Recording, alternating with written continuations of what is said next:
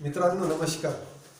आज आपण मुद्रार्थशास्त्रामध्ये करारोपण, त्याला टॅक्सेशन म्हणतात, भारतीय कर संरचना, सरकारच्या सार्वजनिक उत्पन्नाचे जे स्रोत आहेत त्या संदर्भात आपण चर्चा करणार आहोत. जसं आपण आता आधुनिक भारत म्हणतोय, आधुनिक भारतामध्ये ज्या काही सरकारच्या कराच्या ज्या पद्धती आहेत, या पद्धती आपल्या देशाचा सर्वांगीण विकास करण्यासाठी वेगवेगळ्या पद्धतीने भारत सरकारने देशाचा सर्वांगीण विकास करण्यासाठी भारत सरकारच्या पद्धतीची जी जबाबदारी आहे, शासनाची जबाबदारी खऱ्या अर्थाने देशाच्या आर्थिक विकासामध्ये किंवा देशाचं कल्याण करण्यासाठी ही जी जबाबदारी स्वीकारलेली आहे, ज्या जबाबदारीतून सरकारला वेगवेगळ्या पद्धतीने सार्वजनिक खर्चाचे प्रयोग निर्माण करावे लागतात. सार्वजनिक खर्च भागवण्यासाठी सरकारला वेगवेगळ्या पद्धतीच्या साधनापासून किंवा अनेक स्रोतापासून एक प्रकारचा रेव्हेन्यू, उत्पन्न किंवा वेगवेगळ्या प्रकारचा महसूल हा सरकारला गोळा करावा लागतो. जे नागरिकांच्या, देशातील नागरिकांच्या उपभोगाची पूर्व तयारी करण्यासाठी अनेक प्रकारच्या उत्पादनाची आवश्यकता असते आणि ती उत्पादन निर्माण करून सरकारने जे काही आपण विक्री करतो, जे काही उत्पादन निर्माण करतो, त्यावर सार्वजनिक जो काही खर्च आहे तो सार्वजनिक खर्च भागवण्यासाठी सरकारला अनेक प्रकारचे उत्पन्न गोळा करावे लागते. ते सरकारला सार्वजनिक उत्पन्न गोळा करत असताना अनेक प्रकारचा आधार सरकारला घ्यावा लागतो. वेगवेगळ्या साधनापासून प्राप्त होणारे उत्पन्न हे एक मिळकत म्हणून, टोटल अर्निंग म्हणून आपण जी प्रक्रिया म्हणतो, सरकारला सार्वजनिक उत्पन्न गोळा करत असताना अनेक साधनाचा आधार घेऊन जे काही प्राप्त करावं लागतं, जे काही साधनाचा एक महत्त्वाचा भाग आपल्याला मिळतो तो म्हणजे एक टॅक्सेशनच्या स्वरूपात किंवा करारोपणाच्या स्वरूपात आपल्याला जे प्राप्त होतो. म्हणजे सरकारच्या उत्पन्नाचे जे स्रोत जर बघितले तर वेगवेगळे स्रोत आहेत. सरकारला सार्वजनिक उत्पन्न प्राप्त करण्यासाठी आधुनिक काळात सरकारला वेगवेगळ्या पद्धतीची जबाबदारी पूर्ण करावी लागते. ती मोठ्या प्रमाणात हा खर्च भागवण्यासाठी सरकारला वेगवेगळा खर्च पूर्ण करण्यासाठी वेगवेगळ्या साधनाचा अवलंब करावा लागतो आणि सरकारला अनेक प्रकारचे स्रोत निर्माण करावे लागते. त्यामध्ये महत्त्वाचं साधन, महत्त्वाचा उत्पन्नाचा स्रोत, जो सार्वजनिक उत्पन्नाचा जो स्रोत आहे तो आपल्या देशात मिळतो, तो कर, टॅक्सच्या माध्यमातून.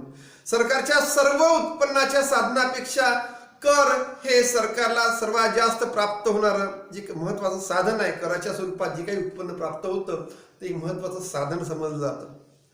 या साधनामध्ये अनेक प्रकारचे चर्चा, सविस्तर चर्चा आपण करारोपणामध्ये करूया. कारण कर पद्धती, कराची प्रकार, प्रत्यक्ष कर, अप्रत्यक्ष कर, प्रतिगामी कर, पुरोगामी कर, वेगवेगळ्या प्रकारचे कराचे प्रकार आहेत.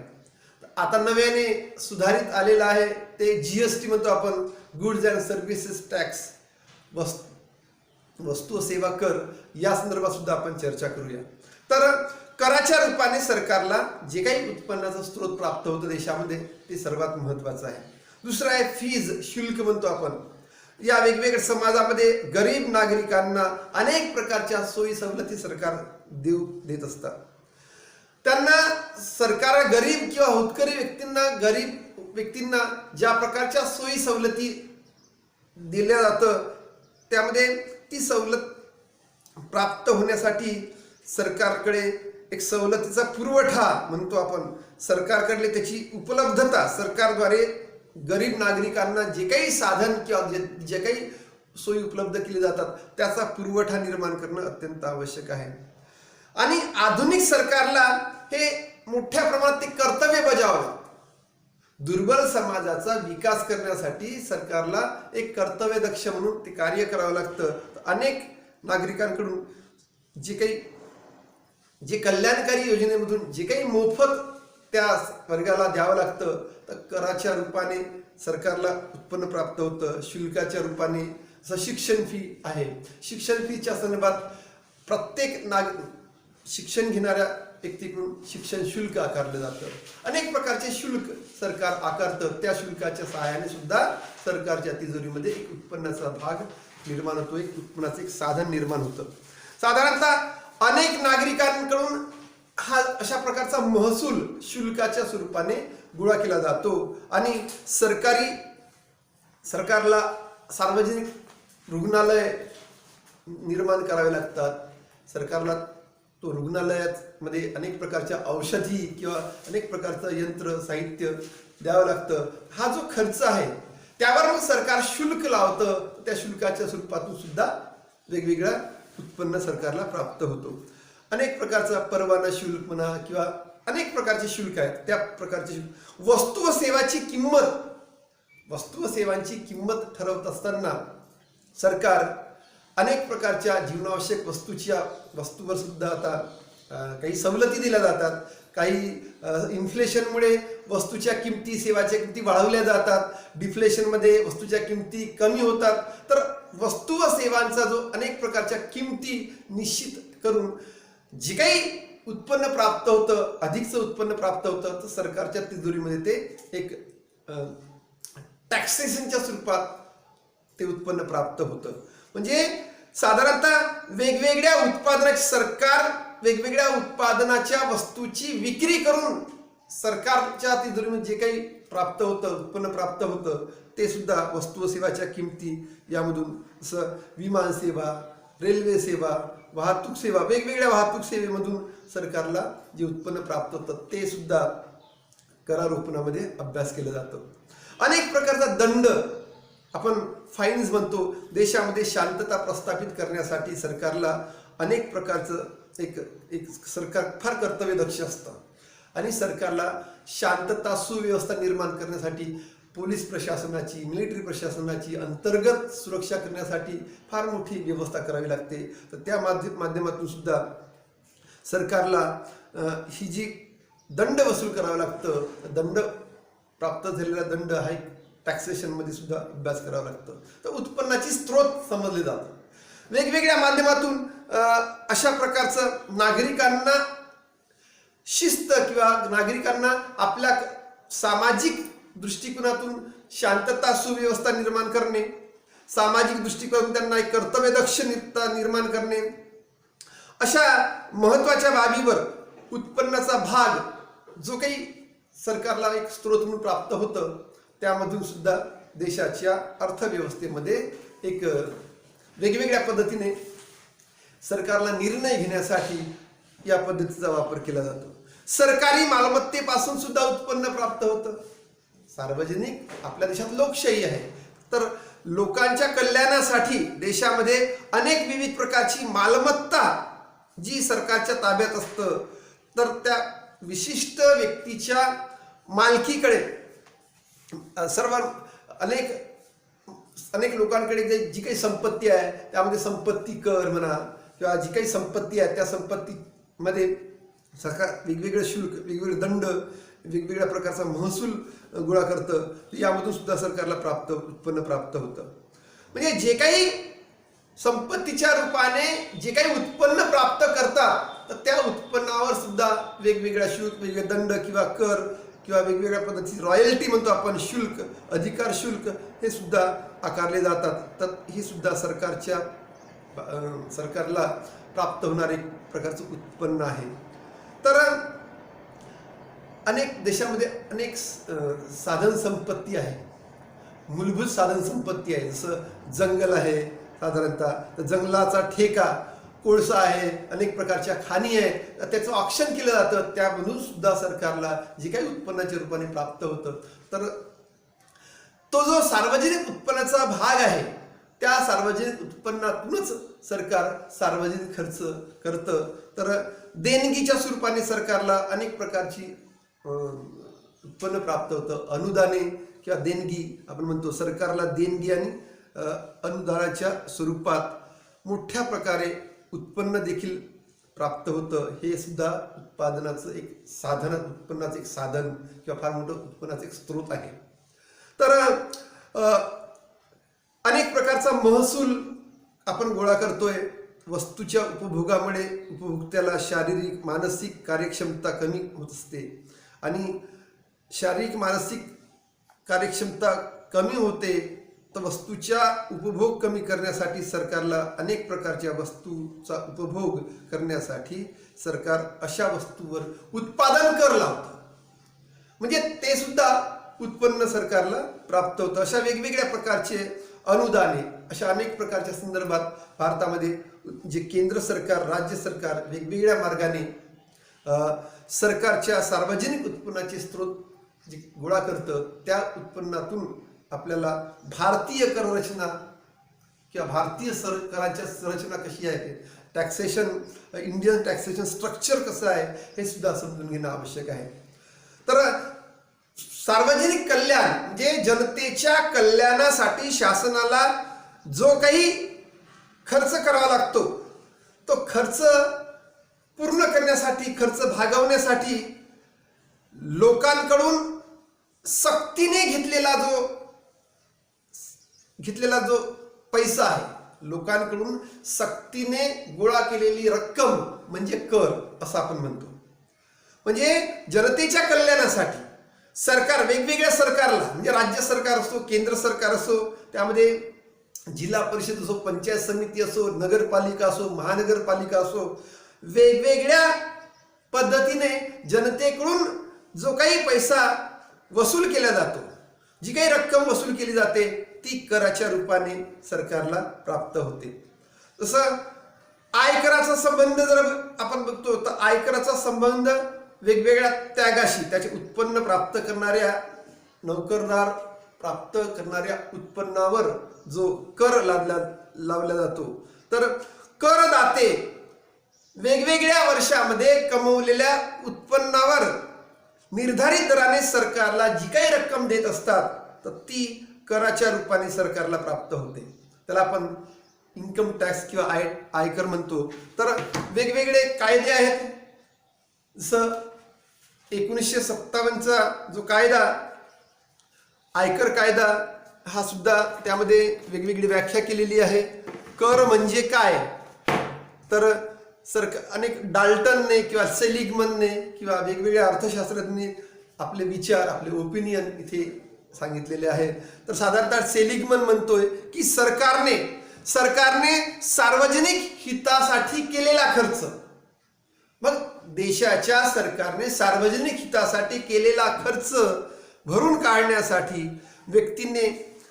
व्यक्तीने सक्तीने केलेले योगदान, ज्या व्यक्तीने सक्तीने केलेले देशामध्ये जे काही योगदान आहे ते म्हणजे कर होय असं म्हटलं जातं. डाल्टन असं म्हणतोय की त्यागाच्या बदल्यात, एखाद्या त्यागाच्या बदल्यात करदात्याला नेमक्या रकमेची सेवा दिली जात नाही, असे सार्वजनिक जनतेकडून, सत्तेकडून आकारण्यात येणारं सक्तीचं योगदान आहे. म्हणजे कराच्या रूपाने सार्वजनिक सक्तीचं योगदान म्हणजे कर आहे असं समजलं जातं. कर म्हणजे देशातील नागरिकाकडून सार्वजनिक सत्तेने किंवा केंद्र सरकार, राज्य सरकार, स्थानिक संस्था, अशा संस्थेने वसूल केलेली रक्कम म्हणजे कर आहे. मग त्यामध्ये स्थानिक स्वराज्य संस्था मी सांगितलं, ग्रामपंचायत असो, नगर परिषद असो, पंचायत समिती असो, महानगरपालिका, नगरपालिका, या माध्यमातून जे काही वेगवेगळ्या रूपाने जी रक्कम वसूल करते, त्या पद्धतीने जसं जो काही महसूल गोळा केला जातो, त्या महसुलाचा भाग म्हणजे कर आहे. म्हणजे सरकारने सार्वजनिक हितासाठी केलेला खर्च, एखाद्या सरकारने सार्वजनिक हितासाठी केलेला खर्च भरून काढण्यासाठी व्यक्तीने सक्तीने केलेलं योगदान म्हणजे कर. तर अशा पद्धतीने कराची व्याख्या इथे सांगितलेली आहे. तर कर म्हणजे देशातील नागरिकाकडून सार्वजनिक सत्तेने वसूल केलेली रक्कम, सरकारने वसूल केलेली रक्कम म्हणजे कर. आता कराची वैशिष्ट्ये हे आपण जर बघितलं, कर हे काय आहे, एक प्रकारचं सक्तीचं देणं आहे. प्रत्येक व्यक्तीला कर हा आपण चुकवू शकत नाही किंवा कर लपवू शकत नाही. आपल्या पिढीला नाही तर येणाऱ्या पिढीला सुद्धा तो जो काही कर आहे आपला कर भविष्यामध्ये येणाऱ्या पिढीला सुद्धा तो वसूल करावा लागतो. तर कर हे सक्तीचं उत्पन्न आहे, सक्तीचं देणं आहे. सरकारला देणं, सरकारकडे मनुष्याला कराच्या रूपाने ती संपत्ती देणं आहे, हे सक्तीचं आहे. करापासून प्राप्त उत्पन्नाचा वापर शासन सार्वजनिक खर्च करण्यासाठीच कराला वापरलं जातं. म्हणजे सार्वजनिक खर्च, सरकार जेव्हा कराच्या रूपाने उत्पन्न प्राप्त करतं, जे काही उत्पन्न गोळा केलं जातं ते सार्वजनिक खर्च, जनतेच्या कल्याणासाठी खर्च केला जातो, जनतेच्या विकासासाठी खर्च केला जातो. म्हणजे करापासून प्राप्त उत्पन्नाचा भाग जो काही शासन वापरतो तो सार्वजनिक खर्चाच्या रूपाने वापरतो असं आपल्याला दिसतं. एखाद्या व्यक्तीने कर म्हणून सरकारला दिलेली रक्कम आहे व सरकारकडून केल्या जाणाऱ्या खर्चामुळे त्या व्यक्तीस मिळणारा जो लाभ आहे त्यामध्ये प्रत्यक्ष संबंध नसतो. म्हणजे समजा एक्स व्यक्तीने जो कर दिला तर त्याला त्याचा प्रत्यक्ष बेनिफिट मिळाला पाहिजे अशी योजना नसते.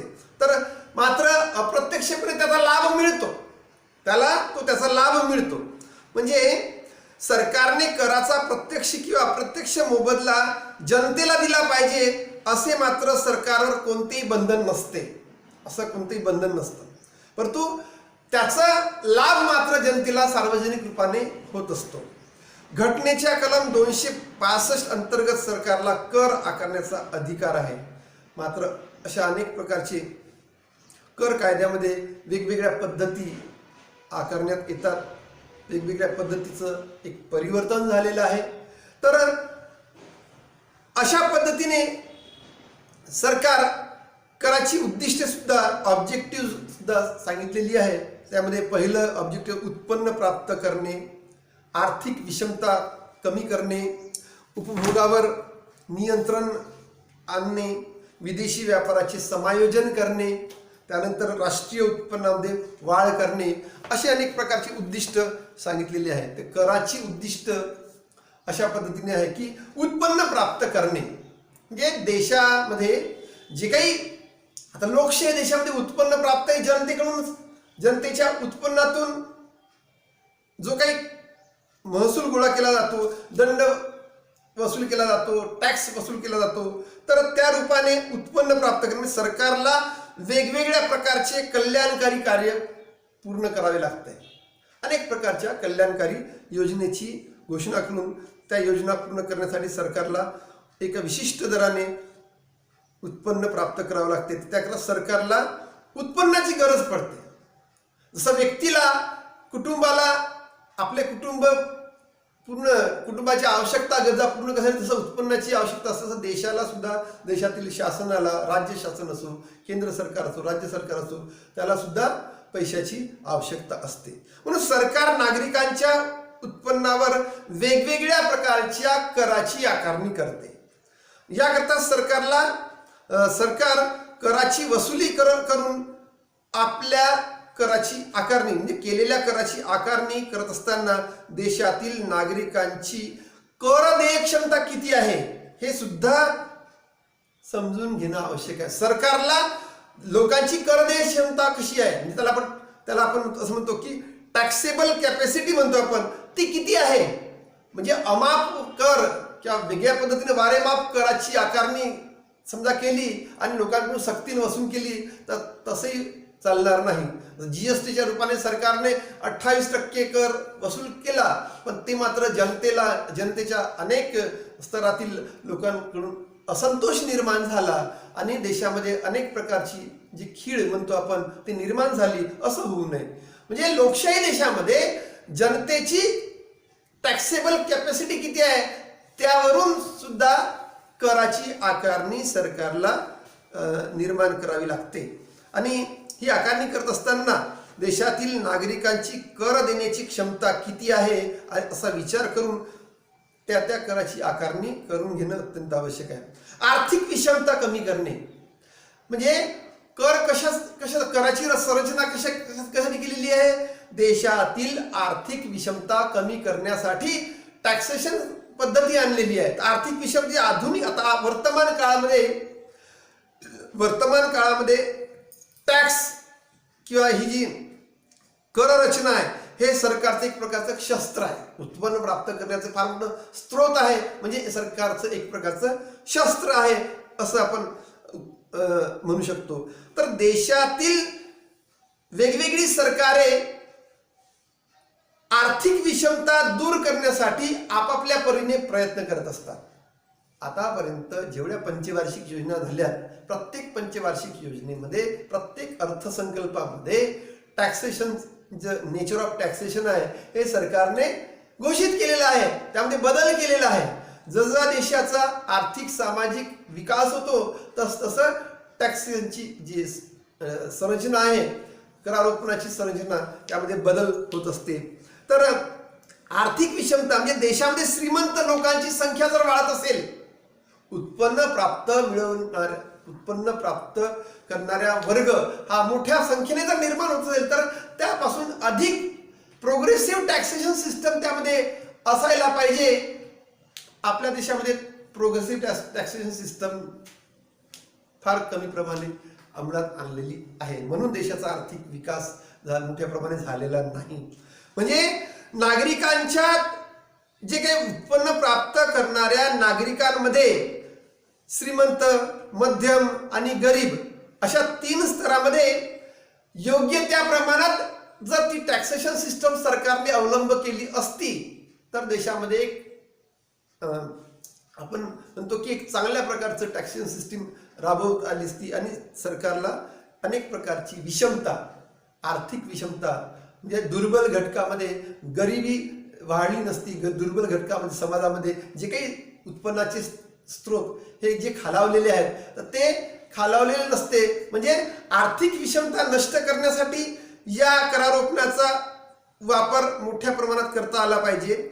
म्हणजे देशातील नागरिकांना, वेगवेगळ्या नागरिकांना म्हणजे वेगवेगळ्या कॅटेगरीमध्ये असणाऱ्या श्रेणीतील असणाऱ्या लोकांकडून जो काही उत्पन्न प्राप्त करण्यावर जे काही कर लावल्या जातं, आपल्या देशामध्ये गरिबाकडून जास्त वसूल केलेला कर आहे. कराचा अभ्यास करत असताना आपल्याला दिसेल की दुर्बल समाजाकडून सरकारने मोठ्या प्रमाणात जाचक कर वसूल केलेले आहे, अनेक प्रकारे शुल्क वसूल केलेले आहे.